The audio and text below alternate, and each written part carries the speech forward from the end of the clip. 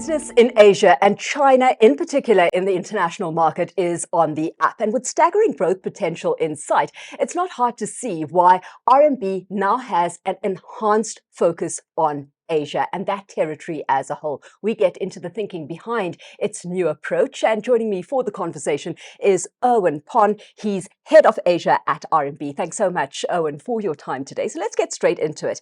Asia's always been an important market for RMB, right? So why the enhanced focus and why now? Lisha, thank you very much. I think the change really now is that we're coming out of COVID. It's been 3 or 4 tough years.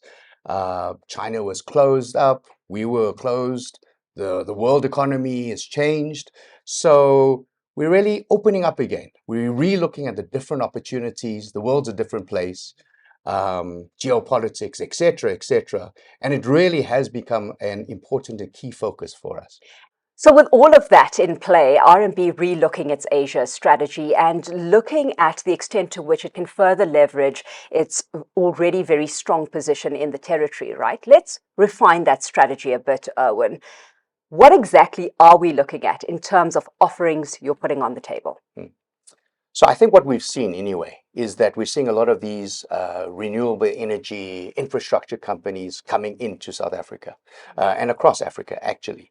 We know there's power shortage, infrastructure shortage, etc. So these companies are coming across. Some of them are very, very big, for example, in China, but maybe small or starting up their operations here in South Africa. So it's very, very difficult to bank them. They need to issue performance guarantees, those type of things, whereby now we leverage off our partnerships in China with some of the Chinese banks. They provide us with guarantees, they provide us with some type of security, which enables us now to be able to bank the corporate that's landing on the ground in Africa and is able to then construct their project, supply equipment, etc. over the next few years for the life cycle of that project. And with that plan in place then, which geographies in particular are you targeting, and do your clients extend beyond the corporate arena? So the geographies we really look at is China, Japan, South Korea, and Southeast Asia via Singapore. And those are the main regions that really interact in this gateway and corridor between Asia and Africa.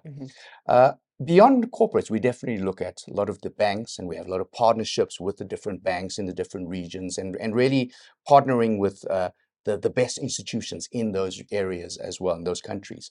And then along the DFI side as well, it's so important to partner with them as well, because they enable and facilitate a lot of the trade and investments. Some of the export credit agencies, they promote and support a lot of cross-border trade into Africa, and through that allow us to also support a lot of the trade. So they provide preferential funding, they provide insurance, etc. And that really increases this trade investment. What growth potential do you now have your eye on?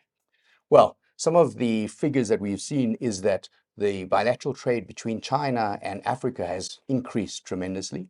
Last year, the previous year, it was 250 billion. Last year, it's grown up to 280 billion US dollars now and is increasing. The IMF also sees that the projection for growth on 2023, 70% of world growth will come from Asia.